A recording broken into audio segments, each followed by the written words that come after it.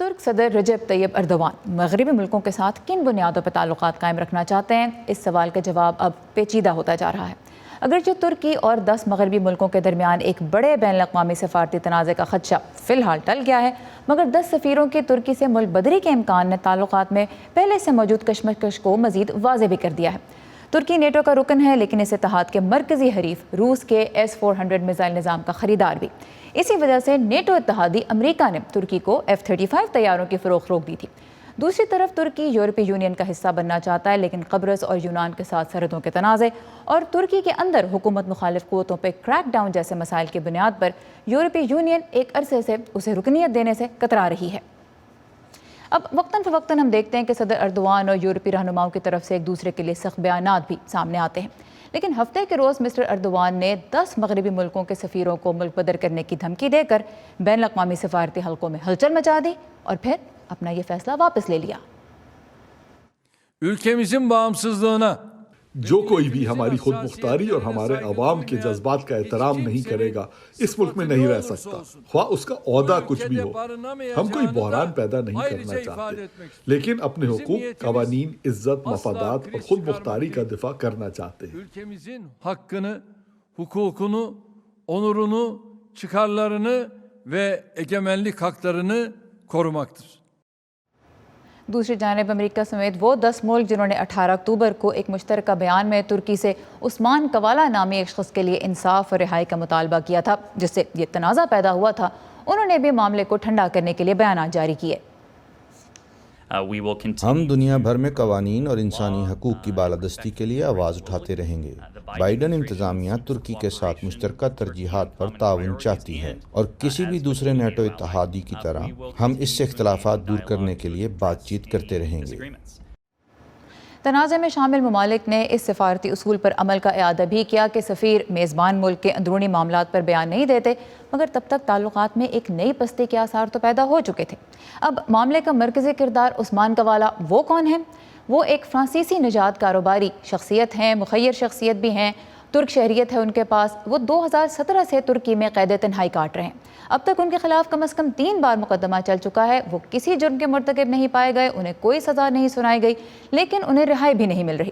اس ماہ ان پر تیسری بار مقدمہ شروع ہوا، جس میں ان کے ساتھ 51 اور ملزمان کو بھی شامل کر دیا گیا۔ سب پہ حکومت کو گرانے کی کوشش کرنے اور آئین کی خلاف ورزی کرنے کا الزام ہے، جس کی یہ سبھی تردید کرتے ہیں۔ تو مغربی ممالک ترکی پہ مختلف طریقوں سے دباؤ کیوں ڈال رہے ہیں؟ اور صدر اردوان جو خود کو مسلم دنیا کے ایک بڑے لیڈر کے طور پہ پیش کرنے کی کوشش کرتے ہیں، ان کا رد عمل ان کی اپنی ساکھ کے لیے کیا معنی رکھتا ہے؟ اس بارے میں اسد اللہ خالد نے بات کی امریکہ میں اسلامی ممالک اور امریکہ اور اسلامی ممالک کے تعلقات کے ماہر ڈاکٹر مقتدر خان سے۔ ماہرین یہ بھی کہتے ہیں کہ اردوان کی یہ والی جو اپروچ ہوتی ہے، جو فورن فرنٹ پہ ہم دیکھتے ہیں، وہ اتنی اگریسو اس لیے بھی ہوتی ہے کہ ڈومیسٹک آڈینس جو ہے ان کو وہ کسی طرح سے ایڈریس کر سکیں، اس طرح کے ایکشنز جو ہیں ان کو کانفیڈنس پہ رکھ سکیں ان کے لیے، اور سب سے بڑھ کے یہ جو اکنامک ایشوز ہیں ان سے ان کی توجہ ہٹا سکیں۔ اس میں کچھ جان ہے؟ جی ہاں، جو پچھلا جو الیکشن ہوا تھا نا، تو اس میں جو AKP کا سپورٹ تھا وہ صرف 42% تھا۔ تو اردوغان نے خود جو الیکشن جیتا ہے وہ بیسیکلی جو نیشنلسٹ MHP پارٹی ہے ترکی میں، بہت ہی سیکولر اور بہت ہی نیشنلسٹ پارٹی ہے، تو ان کے ساتھ انہوں نے الائنس بنا کر اسینشلی ایک نیشنلسٹ ایجنڈا پہ اس لاسٹ ٹائم انہوں نے وہ الیکشن جیتا ہے۔ تو بیسیکلی AKP کی سپورٹ گرتے ہی جا رہی ہے۔ اب لوگوں کا ایسٹیمیٹ ہے پبلک اوپینین پول کے 30 یا 32% سے زیادہ سپورٹ نہیں ہے AKP کو ٹرکی میں۔ یہ سیاست پرسنالٹی بیس سیاست ہے نا، کہ لوگ اردوغان ہیں اس لیے یہ نئے زمانے کے سلطان ہیں، اور اس وجہ سے ان کی کیرسما کے بیسس پر ان کی پارٹی سکسیسفل رہی ہے الیکشنز میں۔ تو اس طرح کے جو یوں کہیے کہ پونٹیفیکیشن سٹیٹمنٹس وغیرہ وہ کئی بار دے چکے ہیں۔ یہاں پر آئے تھے اوباما کے زمانے میں اور انہوں نے امریکہ کو کہا تھا کہ نو یور پلیس، اس طرح سے باتیں کرتے تھے، ڈومیسٹک کنزمپشن کے لیے ہوتی ہیں۔ نیٹو الائی کے طور پہ ٹرکی کی اس وقت پوزیشن آپ کو کیا لگتا ہے، کس طرح سے بنتی ہے؟ ویسٹ کے ساتھ، امریکہ کے ساتھ تعلقات کیسے آگے چلیں گے؟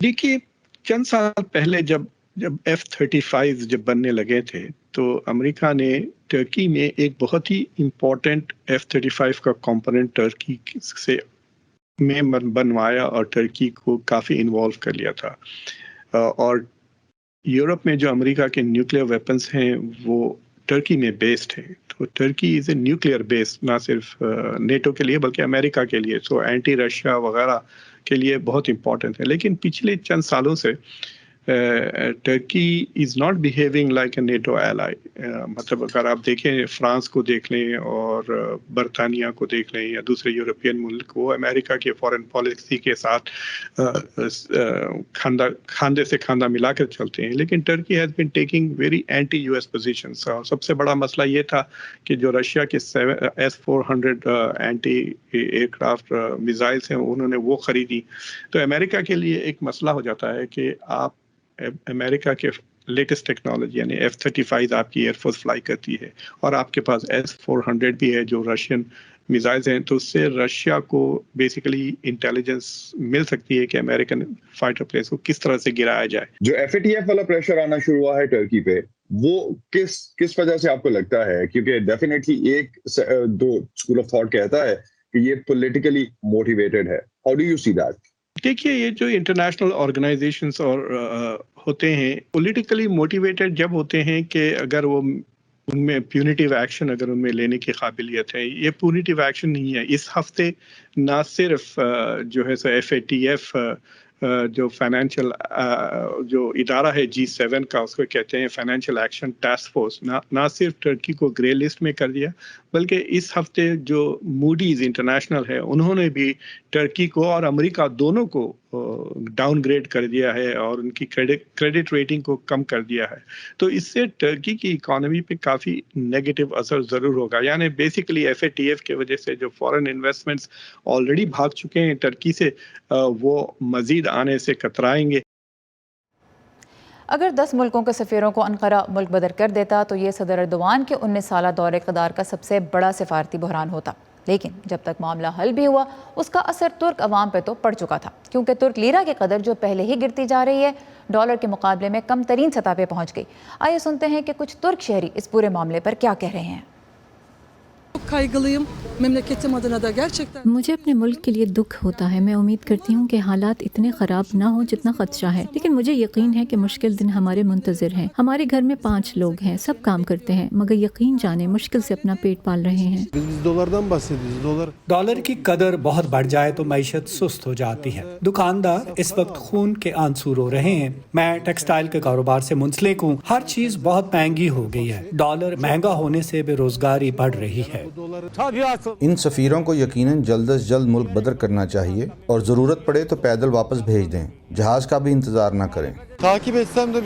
کوئی فرق نہیں پڑتا خواہ آپ اس معاملے پر نظر رکھیں یا نہیں، جو ہے وہ ہے۔ سب یہی سوچ رہے ہیں کہ ہمیشہ کی طرح ترک لیرہ کی قدر گرے گی اور ہم سب اس بارے میں کچھ نہیں کر سکتے۔